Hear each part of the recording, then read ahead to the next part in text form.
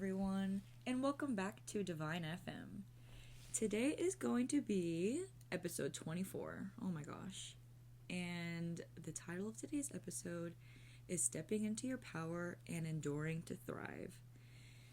So, this week I wanted to do something a little bit different. I wanted to start off my podcast talking a little bit more about me, and I specifically want to do my highs and my lows of this past week, and I want to continue to do this in every podcast since I post them weekly, just so I can connect with you guys more. I want to have a more close relationship with my listeners, or at least I want my listeners to understand who I am a bit better and maybe where I'm coming from every week, because the ideas for my podcast just come kind of at the top of my head whenever I'm going over like what lessons I've been learning as of recent, or what lessons are just important or have been kind of overlaying my life in a way. And so I wanted to do my highs and lows of the week, and I'm just gonna start it now, I guess. I didn't even think about it before I started recording, but I'd probably definitely say my high of this week was my market I did this past Sunday. If you guys didn't know, I have a side business called Starseed Treasures. I make homemade soy wax candles, jewelry, 3D printed lighter sleeves. I also go to like vintage shops and I get like jewelry trays and stuff like that, little knickknacks I really want to do. I'm also going to do a market this coming month, and I'm going to start selling incense as well, so that's going to be new. And yeah, so I do markets, like pop-up markets, quite often. I try to do at least 2 or 3 every month on usually Sundays. And my favorite ever place to do markets is at this place called Apartment 144, and my nail girl, her name's Madeline. If you guys are ever looking for a nail girl, also, her Instagram handle is Baby Bling Beauty SA on Instagram, I'm pretty sure. At Baby Bling Beauty SA. I'm pretty sure that's what it is, but I'll look after I record this and I'll tag it below. But yeah, love her so much. She's been doing my nails for like 8 months now, and we've become really good friends, and I look up to her a lot, and I just think she's doing so well and is so like happy doing what she loves, and it's just an inspiration to me. And so I feel very lucky to have people like that in my life. And so yeah, I had a market at the place that she works, which is Apartment 144. It's downtown San Antonio. I guess people also listen who are not from San Antonio. But it's a little jewelry studio, and it's so cute, and it was the 2-year anniversary, so there was quite a lot of people there, and I bonded with so many people. Oh my gosh, I made so many new friends, not only like business-wise, but also like just regular like friends. I feel like I bonded with a few people who worked there, as well as so many of the vendors, and it was just such a beautiful, like, magical experience. I love being around people who are also like-minded as me, also are so driven, also are so passionate about what they're doing with their life, and are courageous enough, to put themselves out there and be themselves, be authentic, and it just brings so much light and love to my life, and it like refuels me almost. And so I just always love the opportunity to do markets, but specifically there, as I've said, I've done I think 3 or 4 there now, and it's just always such a good vibe. And I made like $60 in profit, which is pretty decent for a Sunday, so I was really, really happy about that. I wasn't even expecting to make that much, but people were buying because people were just so happy to be there, and I was so happy to be there. And I feel like whenever you're spreading light and love, it just comes right back to you. So it was just such a beautiful experience. And let me think, my low of this week. Let me think. I don't know. Well, I guess I do know. I don't want to go too in specifics, but I guess my low of this week is I don't know how close of a personal I can get. Let's just say there's someone in my life that I care about very, very deeply, and they just did something very unexpected that kind of shook me to my core a bit. And I'm still kind of recovering emotionally, I guess. Like, I'm chilling. I just, I don't know. I was a little hurt by the action that was made towards me. But I also, I don't know. I just know that people, like, don't always do things specifically to hurt you. Like, you know, that person had their own reasonings for why they did what they did, and so I don't hold any resentment. I just hold a little bit of pain is all. So I guess that was my low. But all in all, I had a really, really amazing week, and I'm already having a good week so far, so we love that for me. And yeah, I guess I'll get into the podcast now, 5 minutes in. I actually wanted to begin with this, it's not a full chapter, but I've been reading The Four Agreements, and it's by Don Miguel Ruiz. I hope I'm not butchering that. But I just wanted to probably, say, half of the second chapter I wanted to talk about, because since this episode is going to be about enduring to thrive, I have a few notes about, okay, so for example, my first note is finding peace in silent moments, your own mind and thoughts, low moments and high moments, and your current reality. And I feel like in order to be able to even know what inner peace feels like, I think there's a few different tools that would be helpful to find that. And so this is one of them. It's called the First Agreement. The first agreement is the most important one, and it is also the most difficult one to honor. It is so important that with just this first agreement, you will be able to transcend to the level of existence I call heaven on earth. The first agreement is to be impeccable with your word. It sounds very simple, but it is very, very powerful. Why your word? Your word is the power that you have to create. Your word is the gift that comes directly from God. The Gospel of John in the Bible, speaking of the creation of the universe, says, "In the beginning was the Word, and the Word was with God, and the Word is God." Through the Word you express your creative power. It is through the Word that you manifest everything. Regardless of what language you speak, your intent manifests through the Word. What you dream, what you feel, what you really are, will all be manifested through the Word. The Word is not just a sound or a written symbol. The Word is a force. It is the power you have to express and communicate, to think, and thereby to create the events in your life. What other animal on the planet can speak? You can speak. The Word is the most powerful tool you have as a human. It is the tool of magic. But like a sword with two edges, your word can create the most beautiful dream, or your word can destroy everything around you. One edge is the misuse of the word, which creates a living hell. The other edge is the impeccability of the word, which will only create beauty, love, and heaven on earth. Depending upon how it is used, the word can set you free, or it can enslave you even more than you know. All the magic you possess is based on your word. Your word is pure magic, and misuse of your word is black magic. The word is so powerful that one word can change a life or destroy the lives of millions of people. Hitler's word, based on fear-generated beliefs and agreements, will be remembered for centuries. Some years ago, by the use of the word, manipulated a whole country of the most intelligent people. He led them into a world of war with just the power of his word. He convinced others to commit the most atrocious acts of violence. He activated people's fear with the word, and like a big explosion, there was killing and war all around the world. All over the world, humans destroyed other humans because they were afraid of each other. The human mind is like a fertile ground where seeds are continually being planted. The seeds are opinions, ideas, and concepts. You plant a seed, a thought, and it grows. Your word is like a seed, and the human mind is so fertile. Every mind is fertile, but only for those kinds of seeds it is prepared for. What is important is to see which kind of seeds our mind is fertile for, and to prepare it to receive the seeds of love. Seeing the awesome power of the word, we must understand what power comes out of our mouths.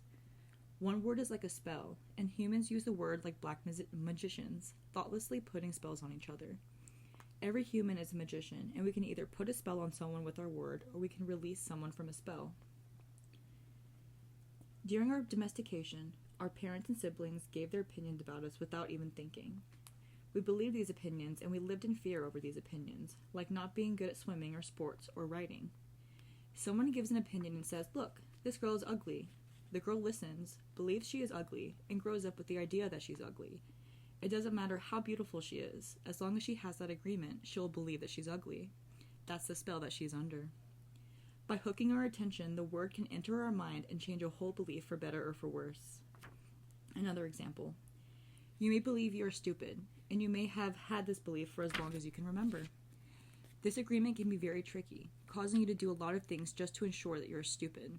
You may do something and think to yourself, I wish I were smart, but I must be stupid, I wouldn't have done that. The mind goes in hundreds of different directions, and we could spend our days getting hooked by just that one belief in our own stupidity. Then one day, someone hooks your attention, and using the word lets you know that you're not stupid. You believe what the person says and make a new agreement. As a result, you no longer feel or act stupid. A whole spell is broken just by the power of the word.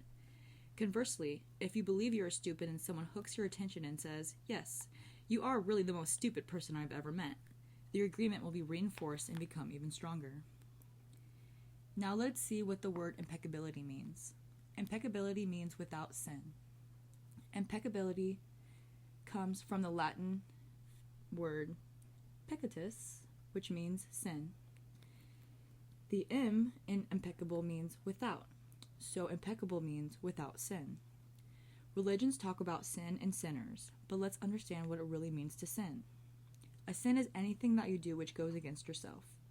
Everything you feel or believe or say that goes against yourself is a sin. You go against yourself when you judge or blame yourself for anything. Being without sin is exactly the opposite. Being impeccable is not going against yourself. When you are impeccable, you take responsibility for your actions, but you do not judge or blame yourself. From this point of view, the whole concept of sin changes from something moral or religious to something common sense. Sin begins with rejection of yourself. Self-rejection is the biggest sin that you can commit. In religious terms, self-rejection is a mortal sin, which leads to death. Impeccability, on the other hand, leads to life.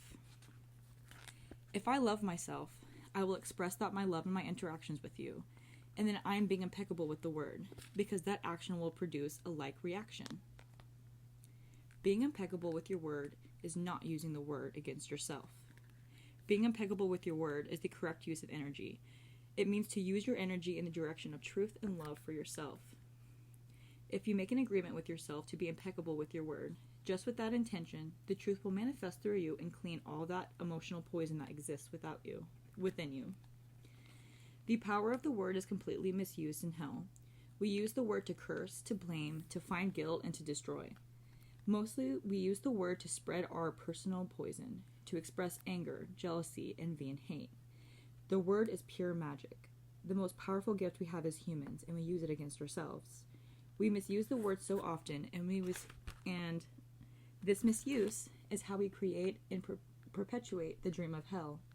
Because the word is the magic that humans possess, and misuse of the word is black magic.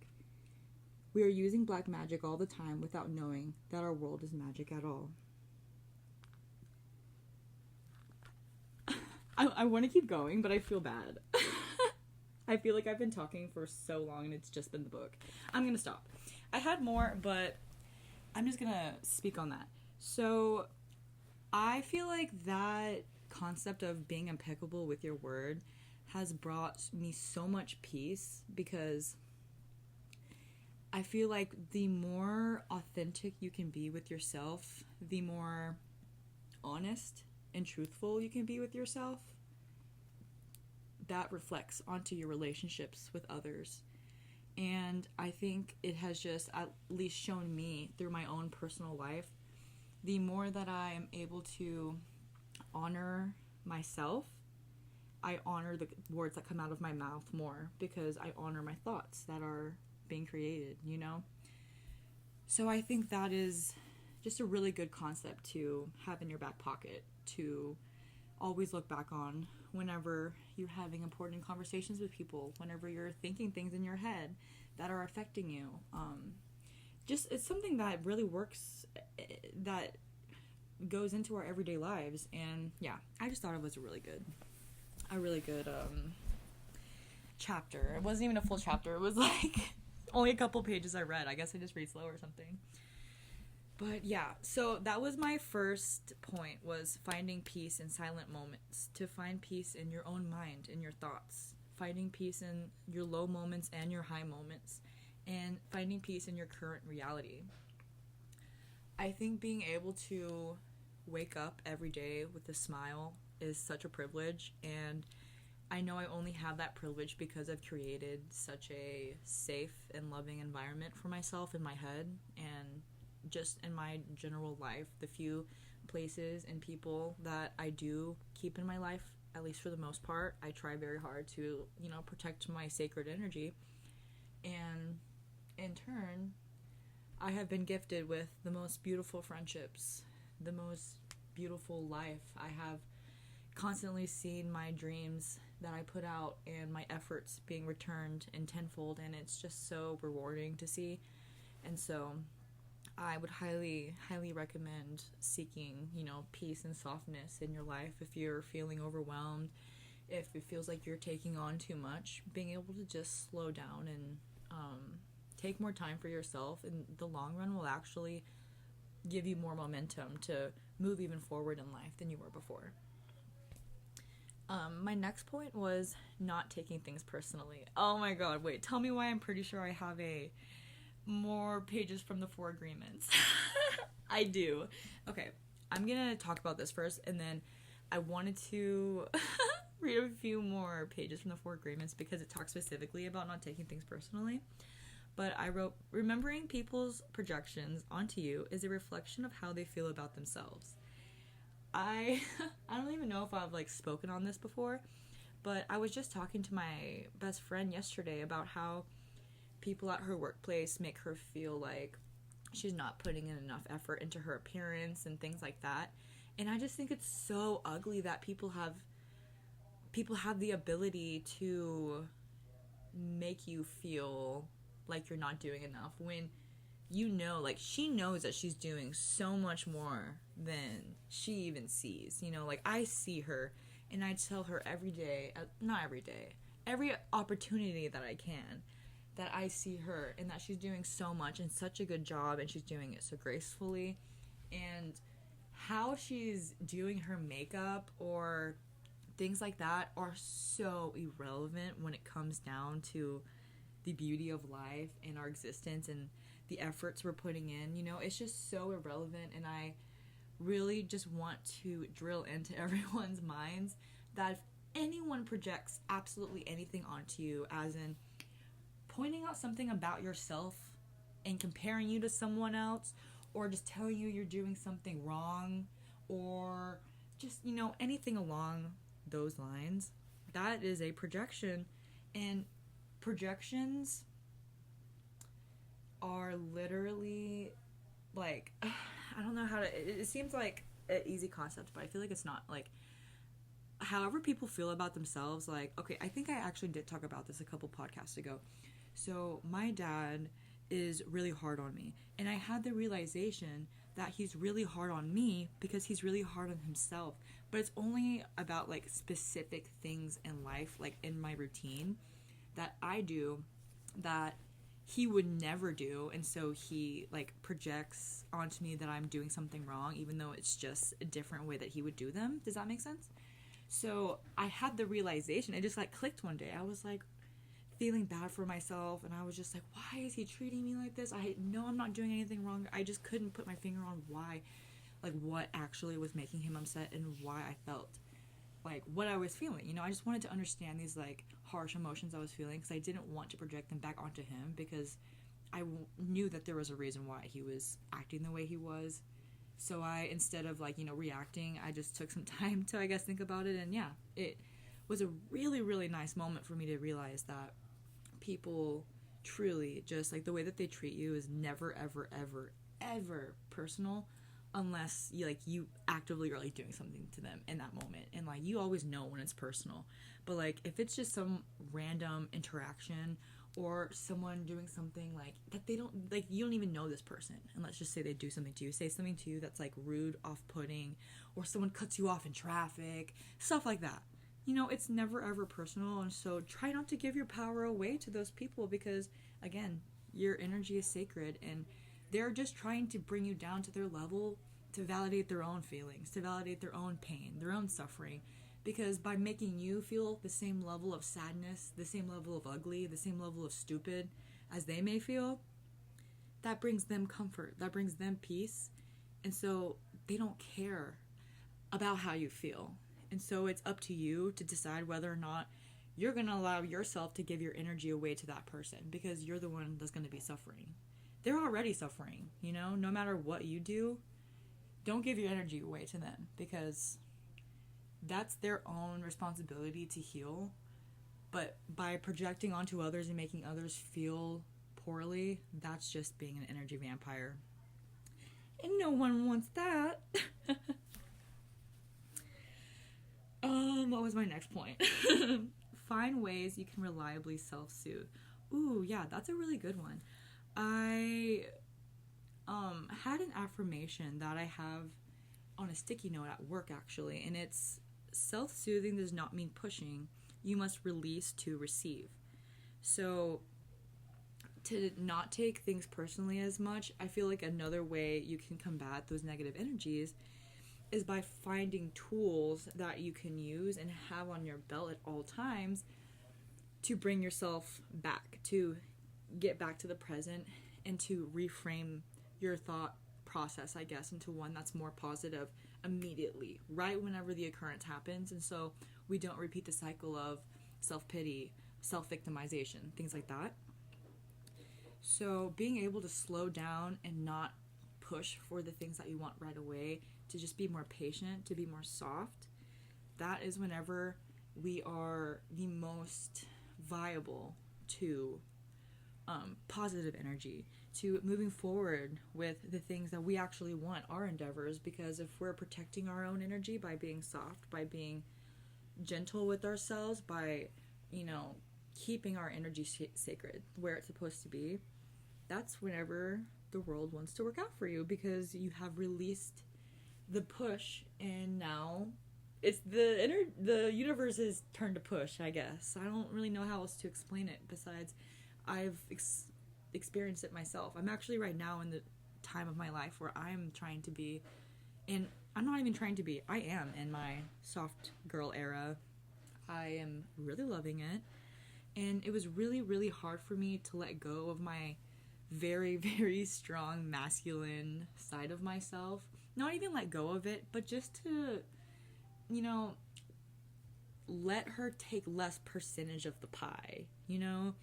I, for so much of my life, never allowed myself to dip my toes into my femininity because I just didn't feel worthy. I felt like I always had to carry so much on my shoulders. I was always doing so much, and so I felt like my worthiness came from how much I was doing and how productive I was being. And so if I didn't do anything and I was only focusing on myself, if I felt like a failure. I felt like I was doing absolutely nothing productive to society, and I didn't feel like just being me was enough. And that is such a toxic like mindset to have. And of course that just came from like so many different experiences and like thought processes and things I was taught, you know, in childhood and growing up, and from my peers or whatever. But yeah, it's really important to be able to trust yourself enough and to put the time and energy and effort in your alone time, in your free time, to really discover who you are and discover what makes you feel safe and what calms your anxiety and your nervous system down, you know? Something for me is affirmations. And so I have affirmations literally everywhere. I have 3 pages that are full of affirmations posted around.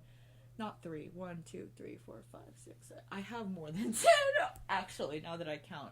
Some are small, some are big, some are full pages with just lists of affirmations that are very helpful for me. But I think that is one amazing tool to have, is having something literally written down that you can read and know that you'll see every day, to remind yourself of your worth, to remind yourself of how resilient you are, of how beautiful you are, of how hardworking you are, of how worthy you are. Just anything that you feel you may struggle with mentally, that you may feel like you are not worthy of, that you lack in, that you want to be but don't feel like you are yet. Those are the things that I would say write down as affirmations, that I am blank. I am doing blank. I'm an amazing at blank.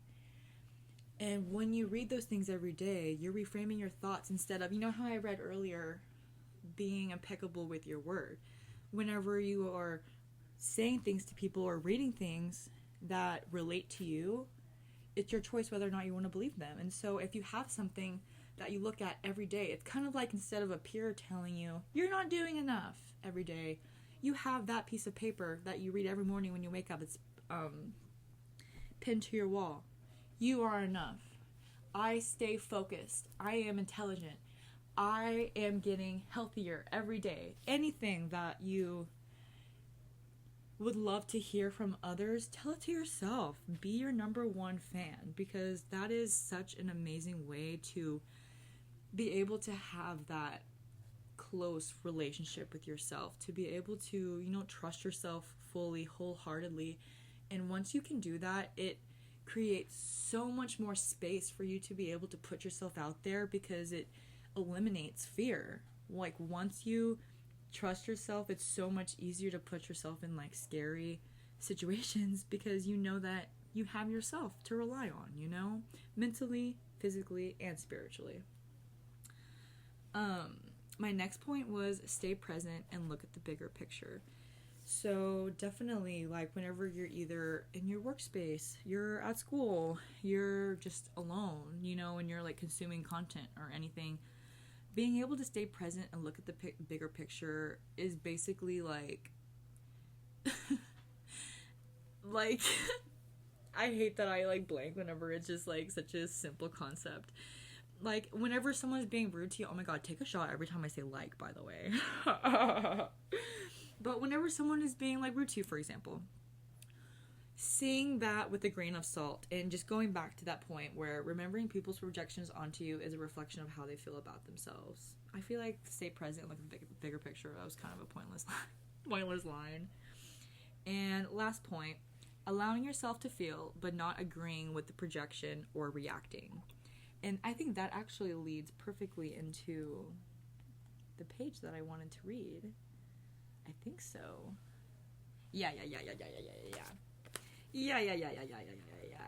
It's only 4 pages, so guys, chill out. I won't talk your ear off for... Actually, I will. I have a lot more to talk about. Anyway, second agreement. Don't take anything personally. I'm just actually going to read, 2 pages, 3 pages. We'll see how I feel. Maybe you think to yourself, how does he know? Is he clairvoyant, or can everyone see how stupid I am? That's referring to, someone telling you you're stupid. For example, you take it personally because you agree with whatever was said. As soon as you agree, the poison goes through you and you are trapped in the dream of hell. What causes you to be trapped is what we call personal importance. Personal importance, or taking things personally, is a maximum expression of selfishness because we make the assumption that everything is about me. During the period of our education or our domestication, we learn to take everything personally. We think we are responsible for everything. Nothing other people do is because of you. It is because of themselves. All people live in their own dream, in their own mind. They are in a completely different world from the one we live in. When we take something personally, we make the assumption that they know what is in our world, and we try to impose our world onto their world. When a situation seems so personal, even if others insult you directly, it has nothing to do with you. What they say, what they do, and the opinions that they give are according to the agreements they have in their own minds. The point of view comes from all the programming they received during domestication. If someone gives you an opinion and says, "Hey, you look so fat," don't take it personally, because the truth is that this person is dealing with his or her own feelings, beliefs, and opinions. That person tried to send poison to you, and if you take it personally, then you take that poison and it becomes yours. That's like referring to the whole energy exchange I was talking about earlier. Taking things personally makes you easy prey for these predators, the black magicians. They can hook you easily with one little opinion and feed you whatever poison they want, and because you take it personally, you eat it up. You eat all their emotional garbage, and you know it becomes your garbage. But if you do not take it personally, you're immune in the middle of hell. I had another page? Yeah, right here. If you live without fear, if you love, there is no place for any of those emotions. If you don't feel any of those emotions, it is logical that you'll feel good. If you feel good, everything around you is good. When everything around you is great, everything makes you happy. You're loving everything that is around you, and because you're loving yourself, because you like the way that you are, because you are content with you, because you are happy with your life. Wait, what? I think I missed a period there. Let me reread that. You're loving everything that is around you because you're loving yourself, because you like the way you are, because you're content with you, because you're happy with your life. You're happy with the movie that you're producing, happy with your agreements with life. You are at peace and you are happy. You live in that state of bliss where everything is so wonderful and everything is so beautiful. I'm like, my eyes are like not working. I need to get my glasses. In that state of bliss, you're making love all the time with everything that you perceive. Whatever people do, feel, think, or say, don't take it personally. If they tell you how wonderful you are, they are not saying that because of you. You know you're wonderful. It is not necessary to believe other people who tell you that you're wonderful. Don't take anything personally. Even if someone got a gun and shot you in the head, it was nothing personal, even at that extreme.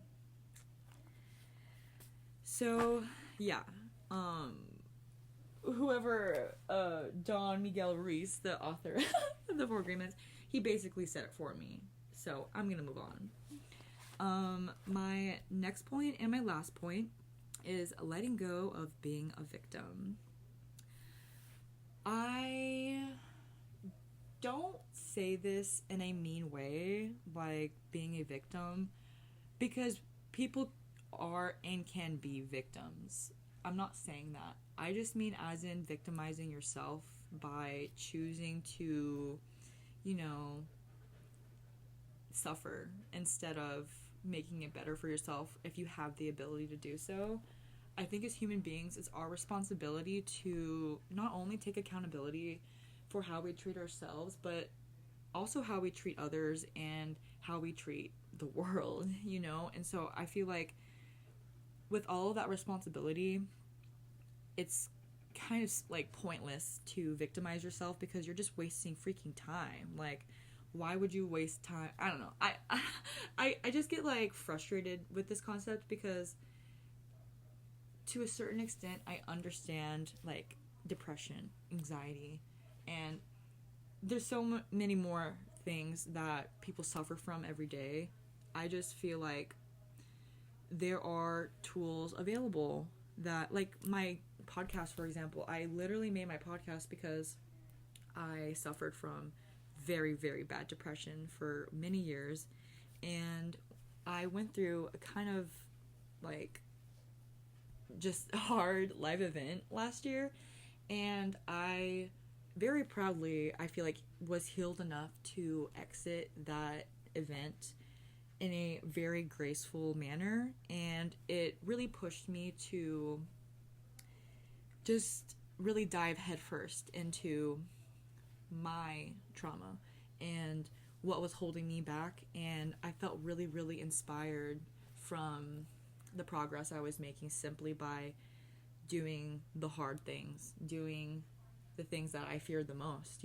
My first episode of my podcast actually is breaking the cycle and facing your fears, and that is exactly my intention, because I personally victimized myself for so long. I was, for example, I was an overweight kid. Like, I was 200 plus pounds obese, kind of overweight in elementary school and middle school and high school.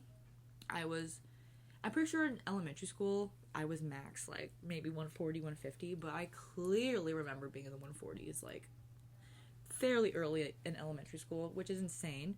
But I just held on to a lot of very, very deep insecurity and a lack of self-worth into my adulthood, and I have just put in so much effort into making myself into the version of myself that I imagined myself to be, that I wanted to be, that I, just hoped and dreamt that I could be. And I put in the effort to,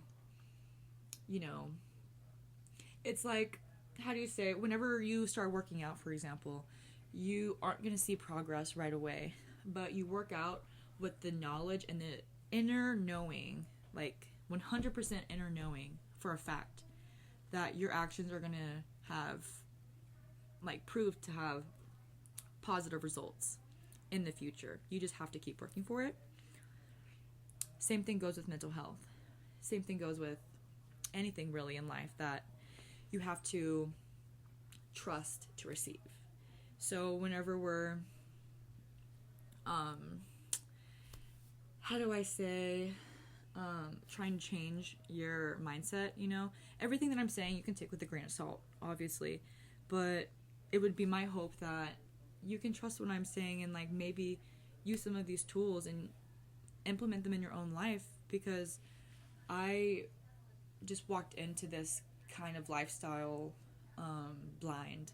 You know, all of these things I'm talking about, I did them or read into them and implemented them into my life blindly. Like, I didn't have really someone to look up to in this way that is so into, you know, healing and mental health and understanding the human brain and society and why we act the way we do, and just really diving deep into just the actual true meaning of life.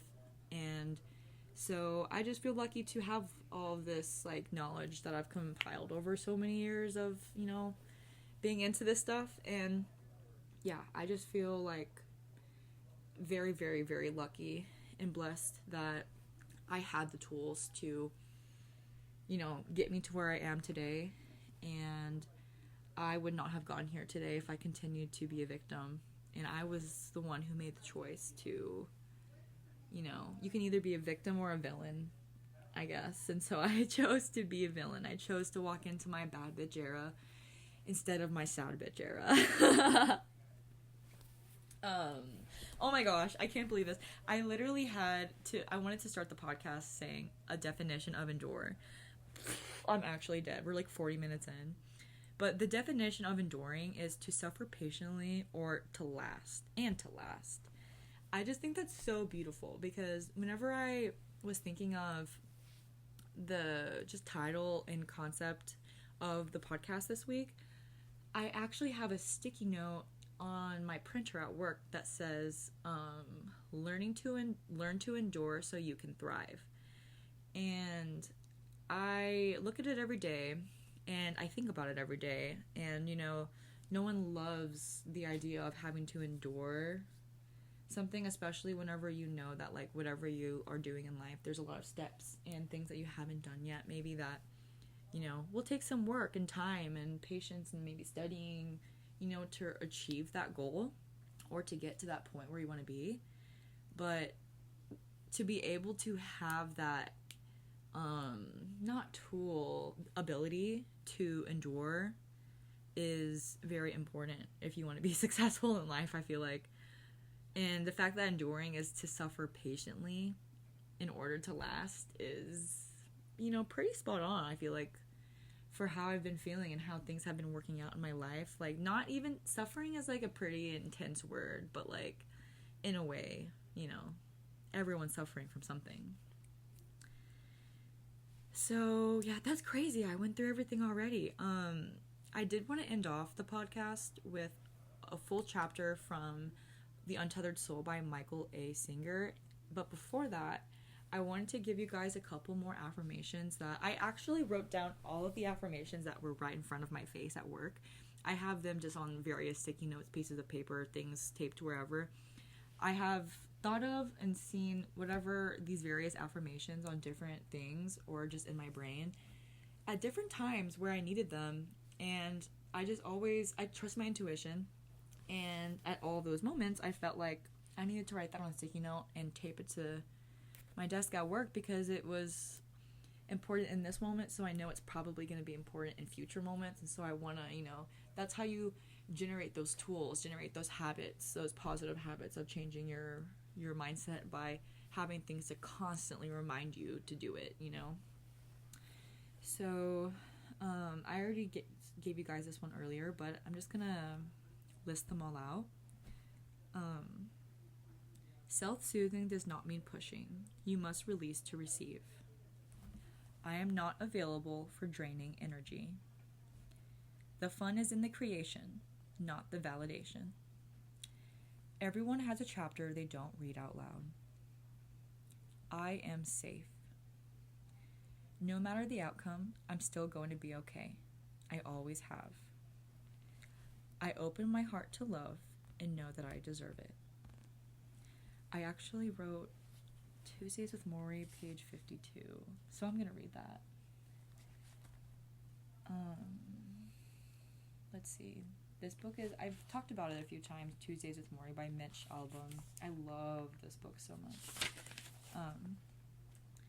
The most important thing in life is to learn how to give out love and to let love come in. Let it come in. We think we don't deserve love. We think if we let it in, we'll become too soft. But a wise man named Levi said it right. He said, love is the only rational act. Love is the only rational act.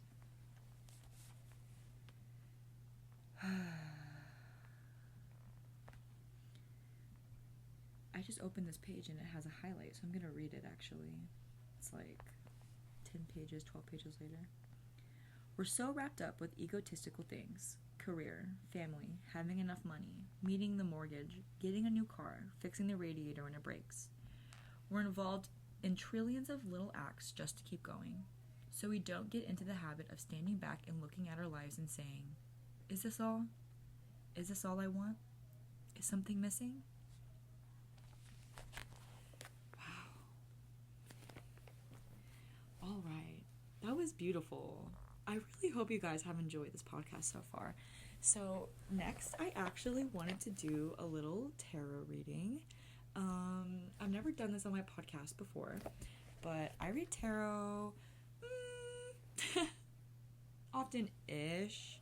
Anytime I feel like I need a little clarification for things that are going on in my life that I feel like my intuition has not felt super positive about, I tend to go to my cards and shuffle them and ask my spirit guides and my angels just some confirmation on maybe something that I need to hear right now. So I'm going to do that for you guys. So if you're ready.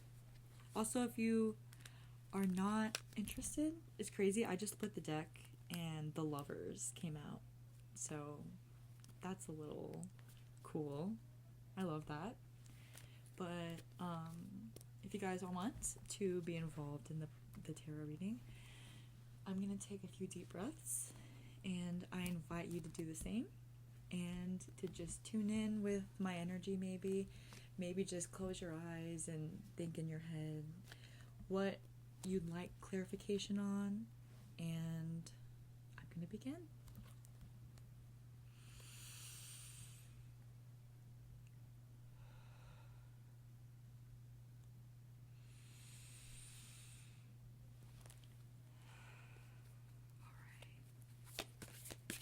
Angels, what does the collective need any clarification for? And I am included in the collective, guys, so this is gonna be for me too. We have the Hanged Man. Alright. We have the Hanged Man in reverse. The Queen of Wands. The Ace of Cups in reverse. And the Lovers. Again. Wow. Alright, guys. I'm just putting them all back. Wow, they got all messed up. I have a lot of cards that want to come out. The Emperor in Judgment really wants to come out, and the Wheel of Fortune, but I think we'll probably already know what we need to know. Oop, okay. I'll take a fourth card. She just needs to come out. Okay, guys. I'm ready to give you a reading now, finally. The cards are just getting all tangled up. There's a lot of messages that want to come out. Wow, this card came out like 3 times, like, while I was shuffling, but it wasn't like a full, like, pop out, you know. Usually whenever I take the card, it completely comes out of my deck whenever I'm shuffling it. And so that's the Hanged Man in reverse, the Queen of Wands, Ace of Cups in reverse, and the Lovers. Those 4 came out as our 4 main spread. Then we have, I'm not actually sure what card this is. Oh, it's the 4 of Wands. I literally opened my book and it opened immediately to the page. So we have the 4 of Wands, and then we have at the top of the deck, Judgment. So I'm actually feeling called to start with Judgment. Let me open my little book, but just based on my intuition, I feel like maybe you guys can relate to how I'm feeling in the moment as well.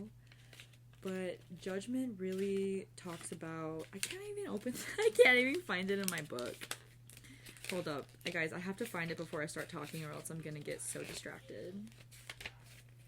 Like, where are you? Where are you? Okay, Judgment. We are our own toughest critics. The judge, it turns out, is you. This card invites you to examine your choices and actions. A feather represents the weighing of souls in the final counting. Are you where you want to be?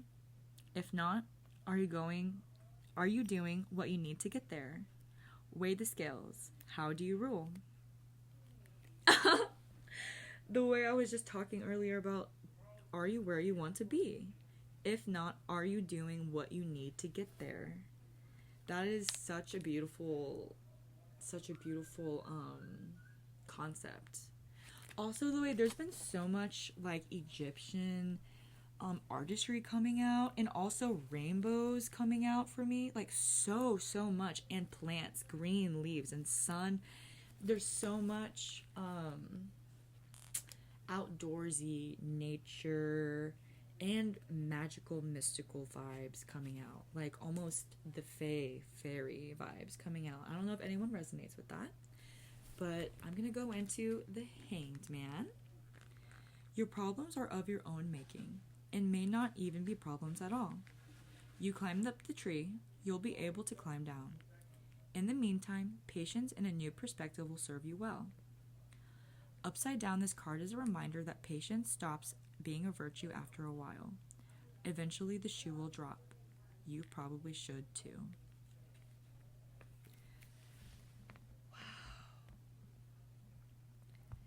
I feel like this card really is just pointing to, if you have any toxic or negative attachments still in your life, or toxic or negative thought processes in your life still, maybe now is the time to release them, or attempt to release them. Because as hard as it is, especially if it's someone in your life that you know isn't good for you, no matter how much love you feel for them, no matter how much you want them in your life, and this is saying for me too, like, we have to learn to choose ourselves, and to choose our peace, and to choose what feels right. And if people aren't treating you with the same level of love and respect that you are able to give yourself, then I'm sorry to you and to me, but those are the kind of people that we have to release. Next we have the Queen of Wands. Let's find her.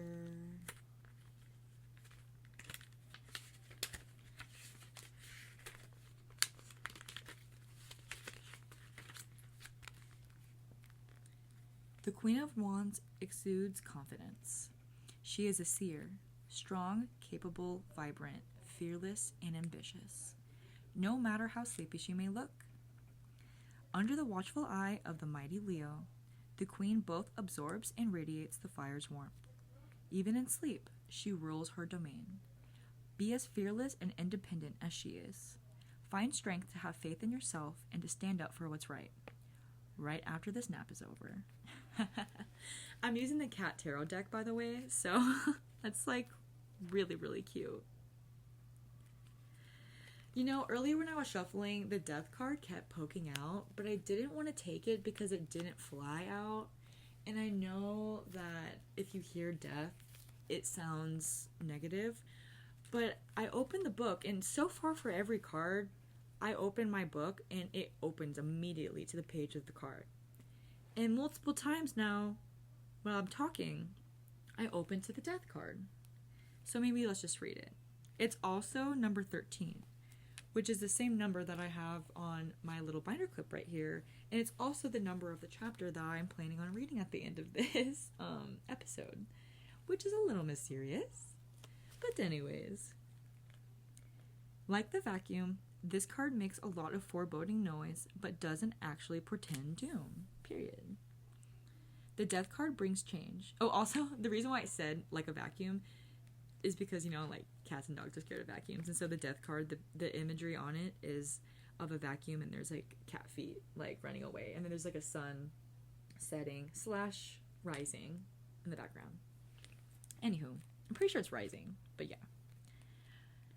The death card brings change, a cleansing of unhealthy attachments and surrender. Holy shit! I just said that. Anyways.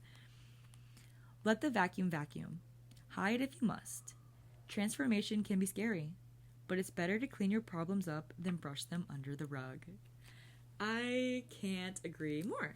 So, period. And guess what? I just opened to the Lovers, which I have right here. So, Spirit wants to speak. The lovers bask in the sunshine of perfect harmony on a day undarkened by clouds. Love, like sunshine, can scorch if you stand still too long. Burning love is exactly that, and embers require tending. Remember that this card is often associated with choices. Yes, no, stay, go. Are your ears burning, or are your feet getting cold? Can you guys hear my parents calling the dogs? We just got a third dog recently, so there's even more amazing, beautiful energy and commotion in the house, which is fun. But yeah, it's really mysterious that we have the Hangman in reverse, the Queen of Wands, and the Lovers, because they're all really speaking of releasing unhealthy attachments with the hope of something being brought anew and better. Which is really unfortunate for me, because I, like, don't love to hear that in reference to the Lovers, but that is, you know, what the universe wants us to hear, so. And Death card just opened up again. Like, how rude. Come on, Spirit, come on. Okay, last card. We have the Ace of Cups in reverse. And I just opened to the Lovers again. I think the Ace of Cups in reverse and the Lovers are going to be together. I'm just getting the feeling like these cards both are going to be referring to the same kind of situation. Okay. The Ace of Cups is the very gift of life, with water representing how we are connected to everything around us, with the greatest abundance symbolizing that of the ocean. The ace always brings us the representative element in its purest form. Holy fuck. Sadly, the reversed Ace of Cups brings heartbreak. A lost sense of spirituality, empty feelings, and empty bowls. But there's room for learning. Be willing to look inward, to explore your own insecurities and self-doubt, and keep an eye on people making outsized emotional demands on you. I'd really like to hear the Ace of Cups in upright position as well, because maybe both ways can go. It's all about choices, you know? I'd really like to make the choice to put it upright and see how that makes me feel too. Your bowl spilleth over. New beginnings take center stage, and while this can serve you just as well in your day-to-day life, its true calling is in matters of the heart.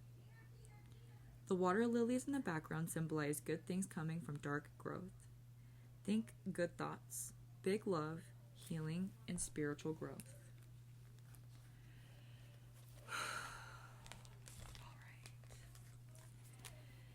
I'm gonna shuffle. Oh my gosh. I was gonna say I was gonna shuffle, and then I flipped the deck over, and there's already a card. It's the only card in the whole freaking deck that is, flipped over. Like, I can see its face and not the back. So that's very interesting. Oh my gosh. Oh my gosh. Spirit. Ace of Cups just came up right. It just came up right.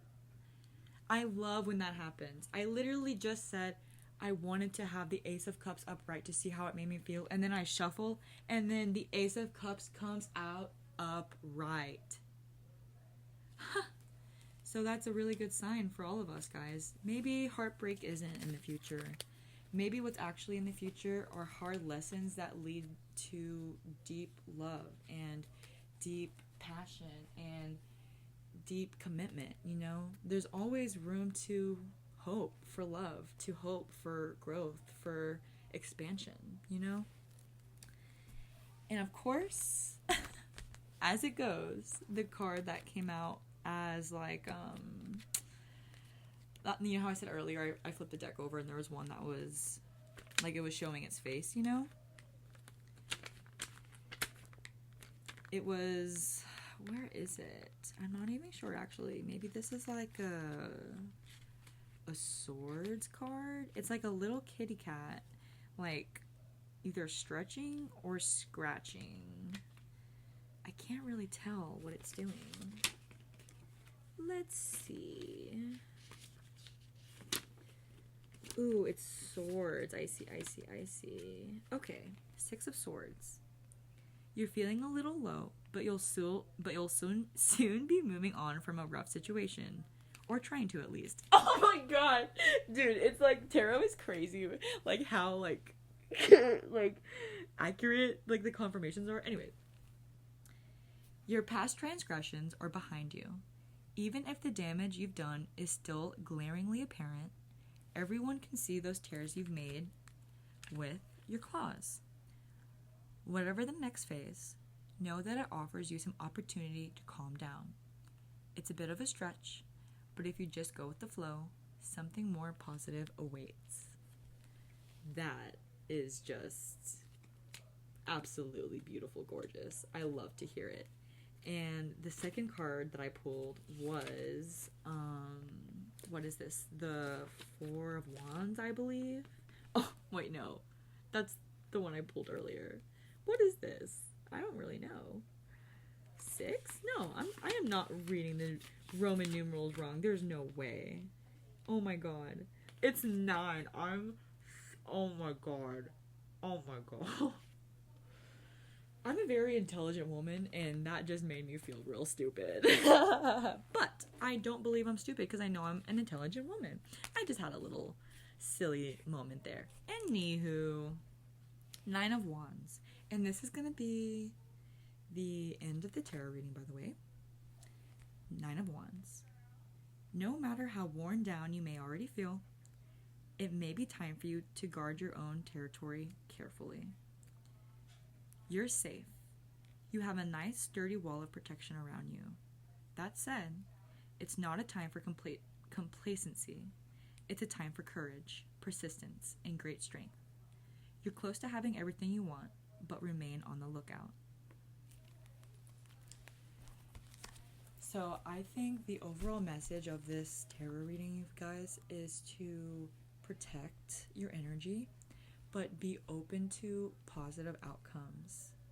And regardless of the outcome, know you're always going to be okay, and you're always going to be safe, which I think is beautiful. Okay, to end the podcast, I wanted to read a chapter from Untethered Soul by Michael A. Singer. It's not a super long chapter. It's, let's see, I think it's maybe 3 pages at most. Okay. It's 5 pages. But if you guys really want to stick around, you already got, oh wait, I'm wrong. 1, 2, 3, 4. 4 pages. Front and back though. So if you guys don't want to listen to it, you don't have to. But if you've gotten this far, I truly, truly, truly appreciate you listening to my podcast and supporting me and supporting yourself. And, seeking out content that is good for you, that will help you thrive. I think that's so beautiful, and you should be so immensely proud of yourself. So give yourself a pat on the back and do something to show yourself that you love you, and that you should do something that proves to yourself that you should be congratulated just simply for being you, because you should. All right, if anyone's still here, I need to turn on my lamp. It's starting to get dark. I've been recording for an hour. I'm going to read this chapter. It's called Far, Far Beyond. Ultimately, the word beyond captures the true meaning of spirituality. In its most basic sense, going beyond means going past where you are. It means not staying in your current state. When you constantly go beyond yourself, there are no limitations. There are no more boundaries. Limitations and boundaries only exist at the places where you stop going beyond. If you never stop, then you go beyond boundaries, beyond limitations, beyond the sense of a restricted self. Beyond is infinite in all directions. If you take a laser beam and aim it in any direction, it will go on for infinity. It would only cease to be infinite if you created an artificial boundary that it could not penetrate. Boundaries create the appearance of finiteness and infinite space. I don't think I'm reading that word right. I apologize. Things seem finite. It's finite. Boundaries create the appearance of finiteness in infinite space. Say that 5 times in a row. Things seem finite because your perception hits mental boundaries. In truth, everything is infinite. It is you who takes that which goes on forever and talks about a mile from here. What is a mile from here? It's nothing but a piece of infinity. There are no limits. There is just the infinite universe.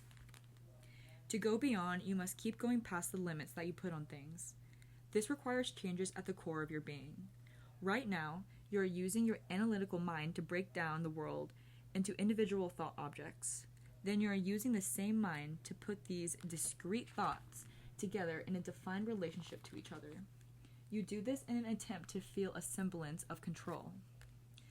This is seen most clearly in your constant attempt to make the unknown known.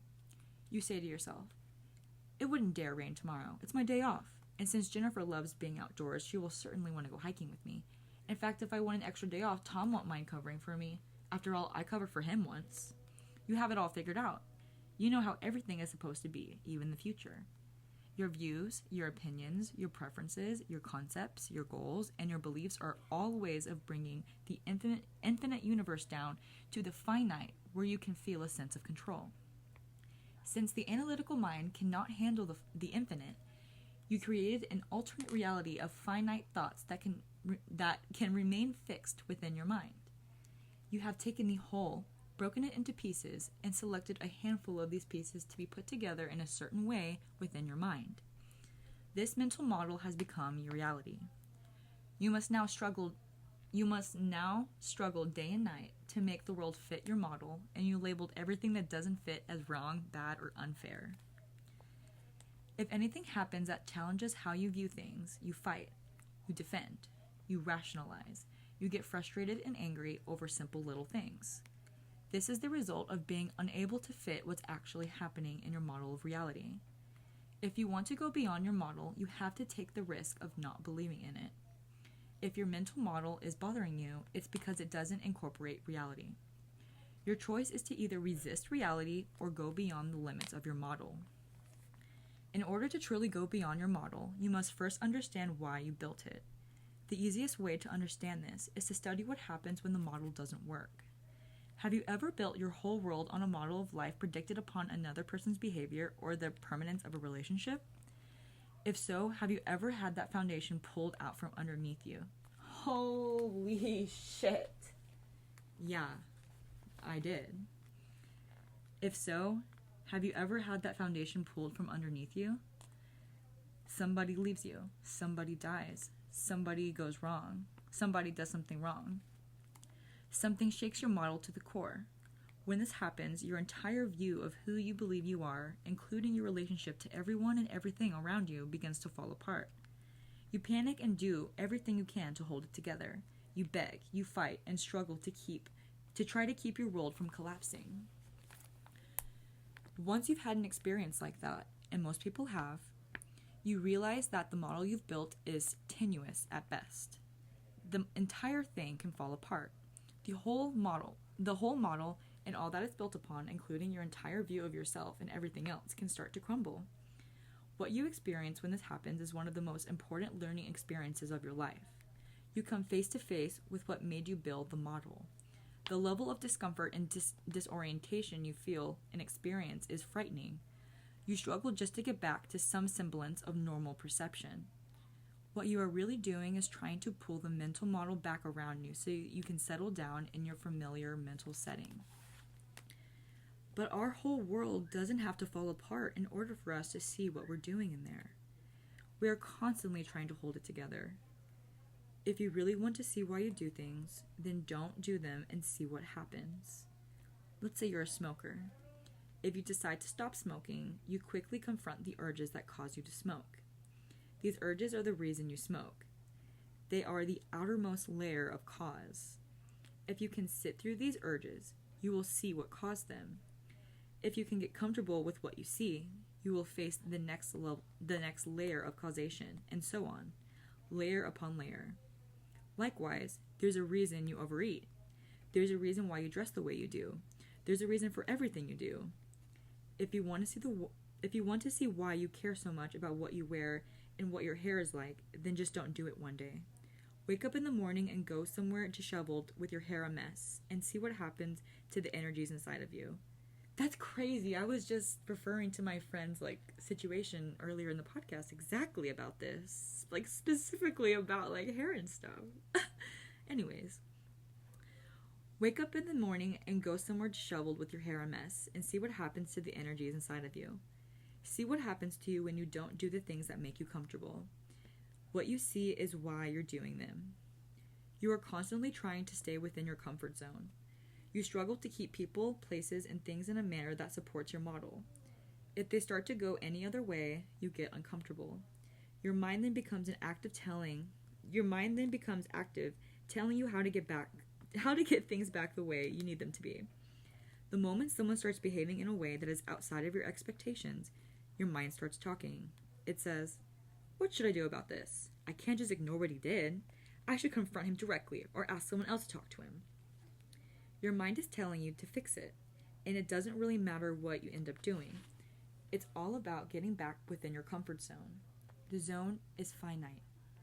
All attempts to stay within it keeps you finite. Going beyond always means letting go of the effort to keep things within your defined limits. So there are two ways you can live.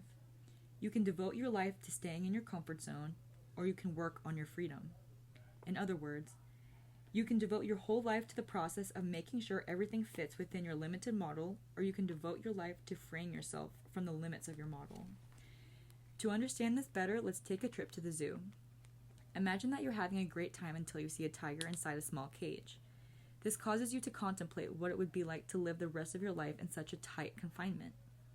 The very thought is extremely frightening to you, but in truth, the confines of your comfort zone create such a cage.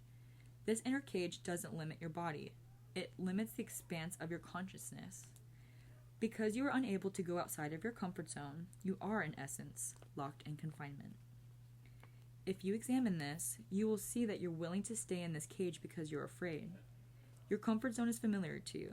Beyond it is the unknown. To fully appreciate this, just imagine the most paranoid person you have ever met in your life. Poison. He's so scared. Every moment of his life, he thinks someone's trying to hurt him. If you offer him that tiger's cage, he might accept your offer. He doesn't see it as being locked in a cage. He sees it as a protection from what could harm him. That which looks like a prison to you looks like a safety to him. What if a security service came to your house and bolted down all of the doors and barred all the windows? If you happened to be inside at the time, would you panic and want to get out, or would you thank them for helping you feel safe?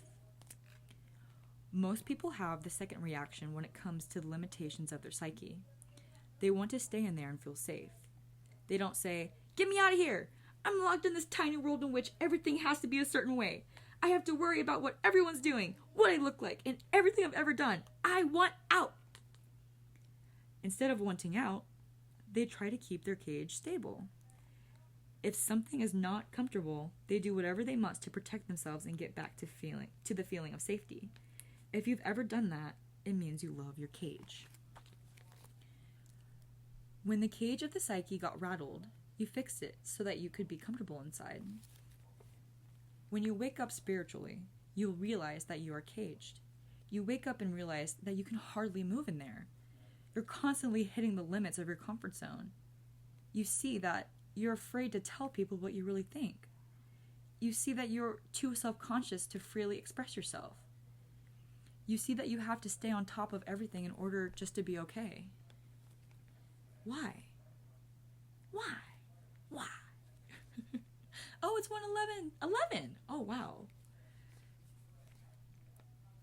Where was I going with that? Why? Why? There's really no reason. You have set these limits on yourself. If you don't stay within them, you get scared, you feel hurt, and you feel threatened. That's your cage. The tiger knows the limits of his cage when he hits the bars. You know the limits of your cage when your psyche starts to resist. Your bars are the outer boundary of your comfort zone. The minute you come to the edge of your cage, it lets you know in no uncertain terms. Oh, I need to turn my lamp on. I cannot see. Give me like 0.5 seconds, guys. Alright, she's on. I can see so much better now. We're almost done, guys. Bear with me. Okay. Let's look at this edge by way of an example. In the old days, if you wanted to keep your dog in the backyard, you had to put up a fence. Nowadays, you don't need a fence because everything is electronic. You just bury wires underground and put a little collar on the dog. The dog thinks, "Hey, I'm free. I used to have to be inside of a little fence. This is great." Of course, he goes running straight to where he's not supposed to go, and zap! He jumps back and barks. What happened? An invisible limit was there, and when the dog approached that limit, it gave him a little shock. And it hurt.